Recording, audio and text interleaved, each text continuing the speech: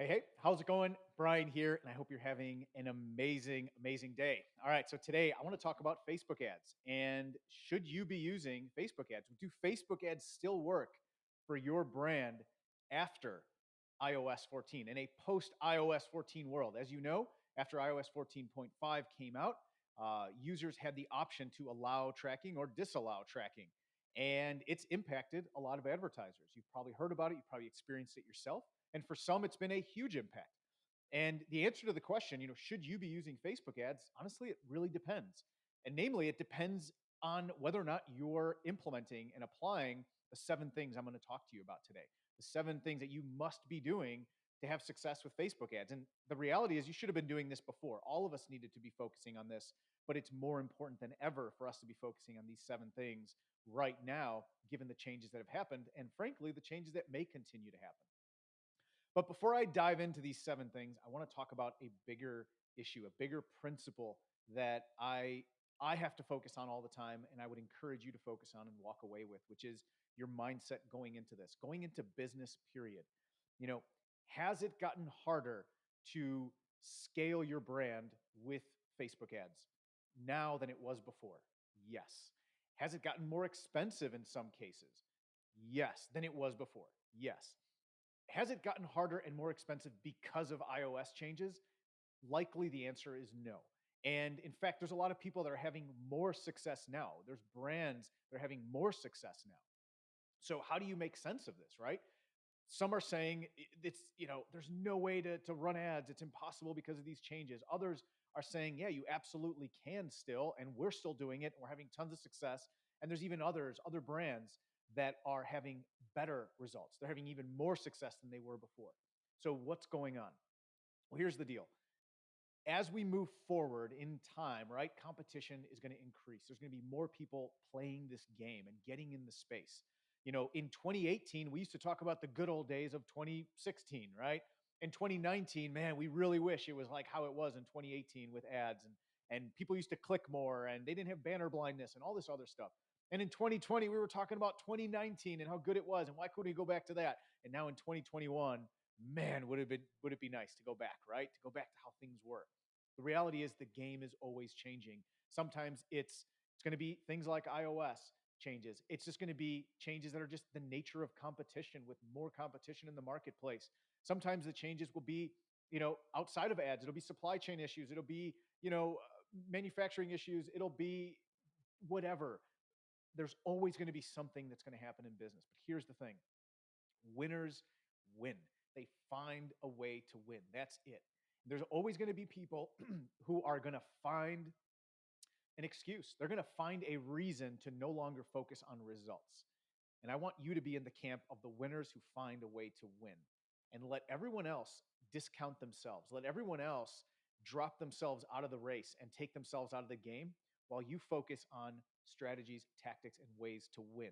Because I promise you, there is always a way to win. And most of the time, the best opportunities come as a direct result of the adversity that you're facing, of the challenges. While everyone else drops out, those that stay in the game and they figure out the answers, they're the ones who reap the reward, okay? So make a commitment to yourself just in your business. When things get tough, when things get challenging, be a winner. Winners find a way to win and let other people discount themselves out. There's a story, an example that I used to always remind myself of back when I played golf. I played on the mini tours like semi-professionally and I competed at a really high level. And I used to look for stories of inspirational of what the greats used to do, right, to inspire myself.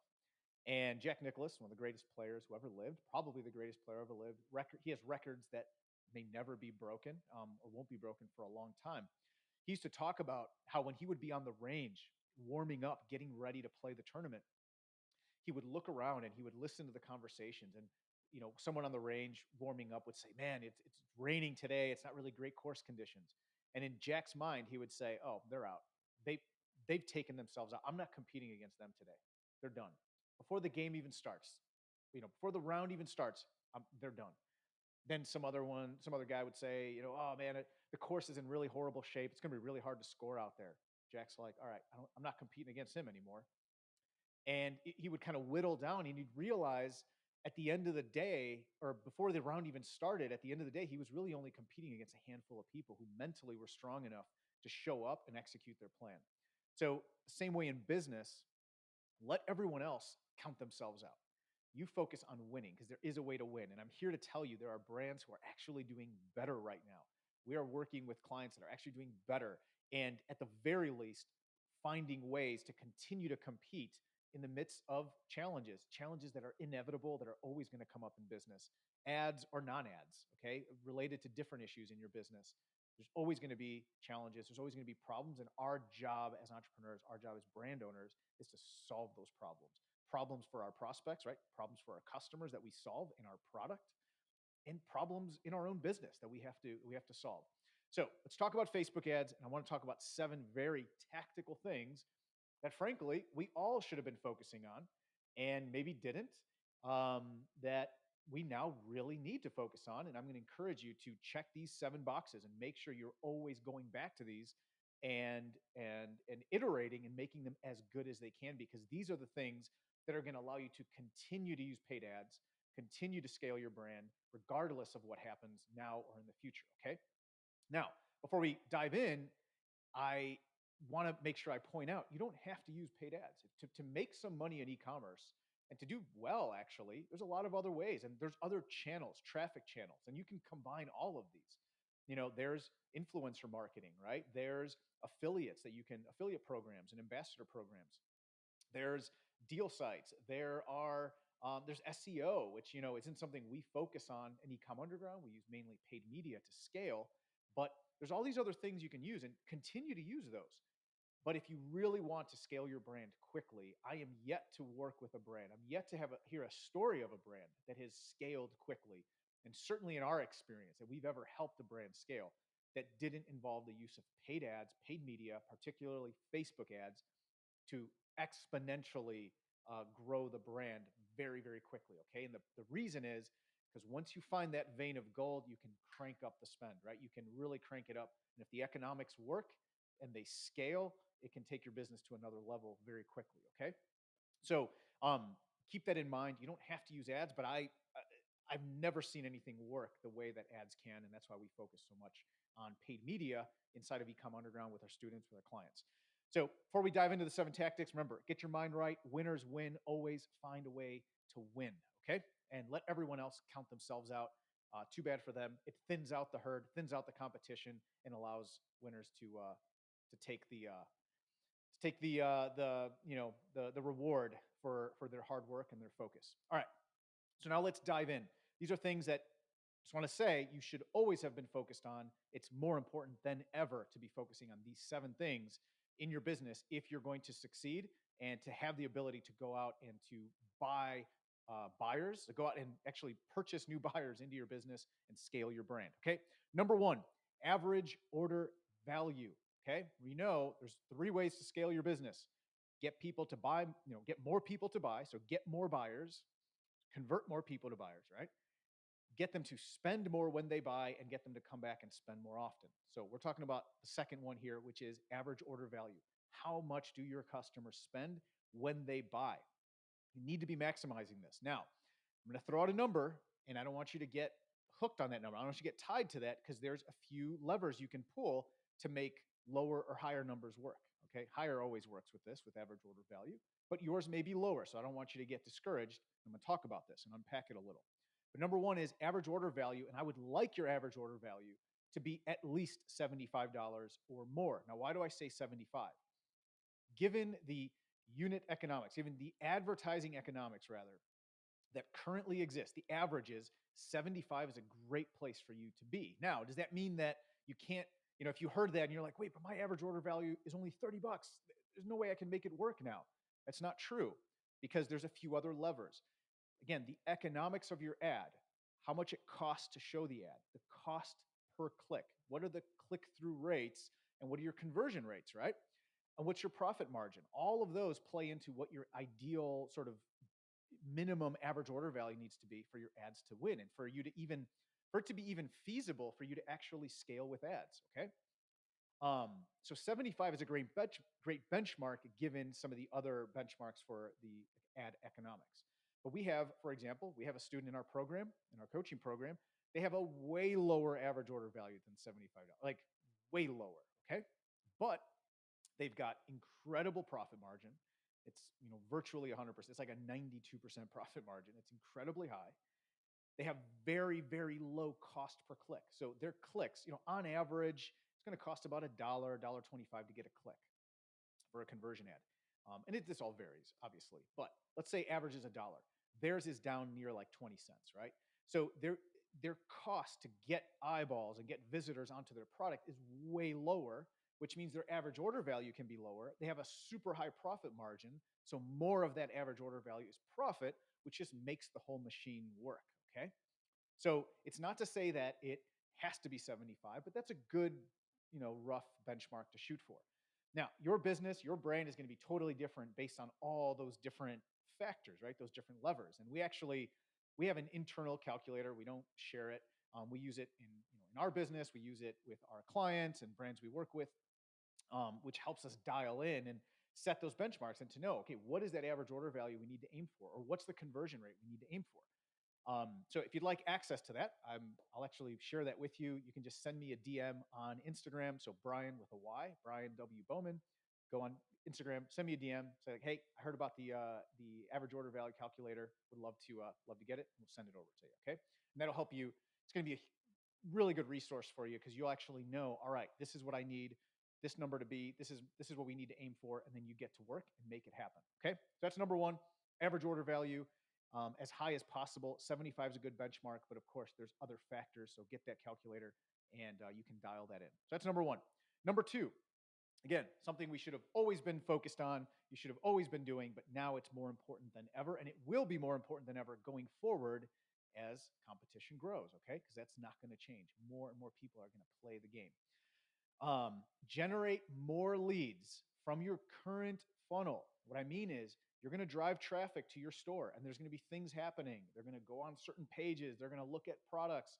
They're going to add to cart. They're going to leave. They're going to exit. They're going to go check out different pages on the site, right? That process, people will buy. That funnel, that process that exists, generate as many leads as you can from that and work those leads to convert them into buyers, okay? So generating leads and working those leads through systems.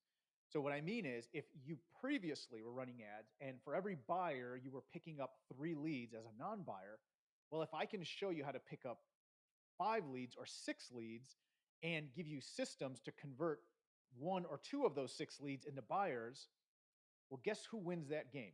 If we're all running the same ad to the same page with some systems on the back end, but you're able to get 6 leads and 2 buyers, and someone else can get 3 leads and 1 buyer, guess who wins that game in the long run? You win that game every single time, okay? Especially at scale if you can keep that working. So number 2 is getting as many leads as you can. This is something we are split testing like crazy right now because it's just the reality of the situation. We can't go back to how ads were, 3 years ago when we could get a way higher ROAS. We need to work with the constraints of the current system and figure out a way to still leverage the power of paid media. Okay. And the way we do that is things I'm listing out for you. But number 2 is generating more leads and building systems to work those leads and convert more of those leads into buyers as quickly as possible. Number 3, plug the conversion holes in your system. Right now, you have a marketing funnel and there's conversion holes in it. Think of a bucket. When you pour the water, which is traffic, water leaks everywhere. Those are your conversion holes, and you need to plug those leaks in the bucket. One of the main ways to do that, it's not the only way, one of the main ways to do that is your email marketing systems. Now, if you're thinking, well, how the heck do I do this? We actually happen to have a challenge. It's a 5-day challenge. It's completely free. And you're going to go through and learn in just 5 days how to win in email marketing in your brand, okay? Or win with email marketing in your brand. Just take the challenge. It's absolutely free. We have people that go through it, implement, and actually make money in the 5 days in a free challenge. And I mean, that's a pretty good return on your investment, right? So join the challenge. You can go to eCOMMERCEchallenge.com. It's all one word, eCOMMERCEchallenge.com. Join the challenge. It's 5 days. You're going to learn exactly what you need to be doing and start implementing and start making sales potentially just in that 5 days. And of course, you're going to carry that momentum in those systems beyond the 5 days, right? So our next challenge is starting pretty soon here. So go to eCOMMERCEchallenge.com and go check it out. You can get into it completely free and go through that 5 days. So that's number 3, plug the conversion holes in your current system. Number 4, again, should have been doing this, but now it's really important. Be using an analytics platform. I would recommend Google Analytics. It's free, it's very powerful. You can get tons of insights from it.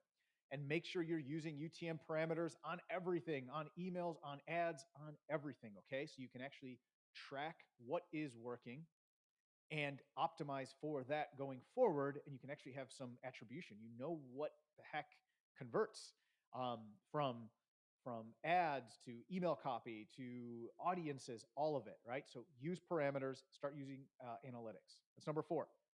Number 5, focus on lifetime value. And again, this is something that we talk a lot about. We, in Ecom Underground with in our programs. Um, this this is overlooked all the time. You've heard the stats, right? It's 6, 7, 8 times cheaper to keep an existing customer than to find a new one.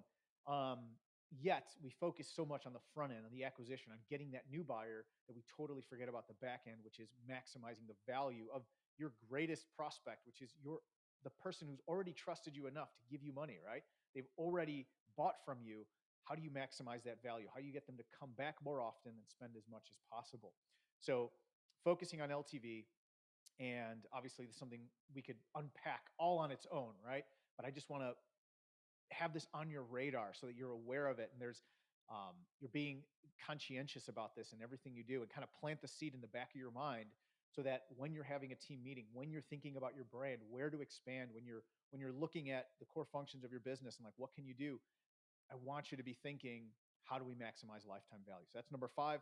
Number 6, you've heard it before. You're going to keep hearing it. It's more important than ever. Test, test, test, test, test. You have to be split testing. And specifically when it comes to ads, I really want you split testing video and images. If you find, all it takes is one. Now, you're going to have a lot of ads and videos and images that are going to work. Some won't, most of them won't, right?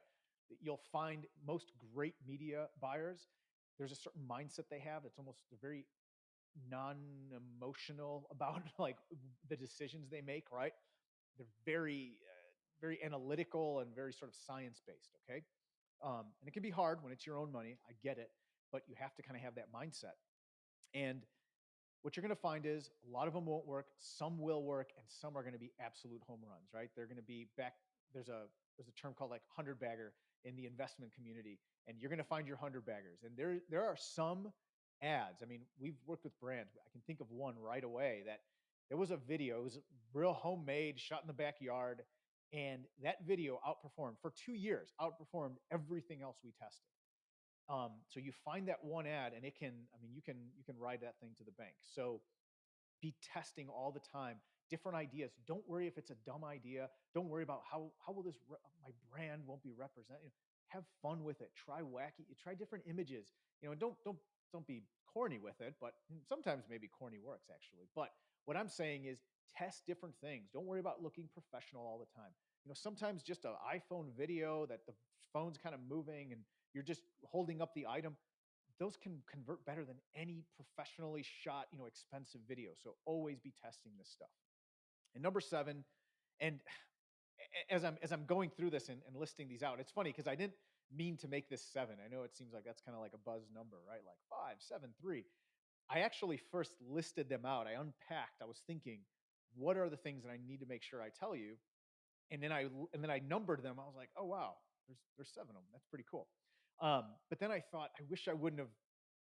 Now I'm thinking, I wish I wouldn't have said 1, 2, 3, 4, 5, because I don't want you to think that 7 is least important. Like number 1, AOV was the most important. There's a book. There's an author. I think it's Tim Grover. I can't remember exactly, but he wrote a book called Relentless, another one called Winning. Great books. Check them out. Um, and he coached like Michael Jordan and Kobe and Dwayne Wade, like a bunch of great elite basketball players. And he has his 13 rules for winning, and he calls them all rule number 1. because he doesn't want you to look at 1, 2, and 3 and be like, oh, 4 through 13 aren't that important. So it's rule number one, blah, blah, blah. Rule number one, and it's a different thing. Rule number one, and it's a different thing. And I kind of wish I would have done that, where it's like rule number one, AOV. Rule number one, generate more leads and convert more of them. And then rule number one, which is actually the seventh one I'm going to bring up, is make sure you do this. Because here's the deal. If you get this right, it can almost fix a lot of wrongs on some of the other ones. And that's your conversion rate. At what rate is cold traffic converting on your site? Because here's the deal. The difference between, and a baseline for you is 1.5%, okay? And the difference between 1.5 and 2% can mean huge difference in results with ads and your ability to scale. And then you get to 2.5 and 3%. If all the other stuff lines up, I mean, you're off to the races. The game is almost easy at that point in e-commerce. So 1.5 is great. Better is obviously higher is better. Um, and here's the deal: you could have great average order value, an ad that people click like crazy. You could generating leads and working those leads, having systems. But if your conversion rate is 0.1%, good luck. I mean, it's I mean, it's virtually impossible for you to then scale your brands with paid media. It might be other things you can do, but honestly, if it's 0.1%, it's indicative of probably a bigger issue, whether it's product market fit, people don't want the product, right? And then there's things you can do to optimize conversions, which you need to be looking at, from site load times, which are very technical things, to value proposition, which are more psychological things. And I've talked about this in the past. Your job as a brand owner is to raise the value so high that your product essentially becomes free relative to the value it provides. And there's very strategic ways to do that. I've talked about propositions, the 5 propositions of your brand, and unique selling, unique value, unique experience, unique safety, and making sure that you are presenting your product in a way that is perceived as very, very high value, almost in a category of its own, that has no competition, where the price now becomes smaller and smaller and smaller because of that relative value. So increasing conversion rate, again, sometimes it's technical, sometimes it's visual, sometimes it's the copy, sometimes it's the propositions, a lot of different things that can influence that, but you need to get that to at least 1.5% on cold traffic to be able to scale, again, with some baseline numbers. Again, there's levers here you can pull, but that's a good baseline. So let's run through them really quick. Number one, first and foremost, let's get our mind right? Winners mindset. Winners find a way to win. Let everyone else discount themselves. Once we've done that, we're going to look at 7 things that you need to be doing in your business to make Facebook ads work for you so that you can actually scale now and in the future. Number one, average order value, $75 is a great benchmark. There's other levers you can pull, though, if you have a lower average order value, but still focus on maximizing that. You can get our average order value calculator to figure out, and really it's a Facebook ads calculator. Send me a DM, Brian W. Bowman with a Y, Brian W. Bowman on Instagram, and I'll send that over to you. That's number one. Number two, generate more leads and work those leads. Number three, plug the conversion holes in your bucket. We all have them. We have to have systems to plug those holes. Email marketing is one of the easiest kind of low-hanging fruit ways to do that. I encourage you, if you have not done it, even if you have, do it again. Our 5-day email marketing challenge, eCOMMERCEchallenge.com. You can go there, all one word, eCOMMERCEchallenge.com. Sign up. It's totally free. 5 days. It'll change your business. Number four, analytics, using an analytics platform like Google Analytics and using UTM parameters everywhere so you can track results and then start to iterate and optimize on what's working. Number five, focus on lifetime value of your leads and your customers. Number six, test, test, test. All it takes is one home run creative that it can run for years, literally, and get you results for years. And number seven, make sure your store conversion rate is as high as it can be. 1.5% on cold traffic is a great benchmark for you, okay? Implement those 7 things. Make sure your mind is right. Keep a winner's mindset and let everyone else discount themselves. And you keep scaling your brand, keep growing your brand to where you want it to be, okay? So implement this stuff. I look forward to talking to you again soon. All right, bye.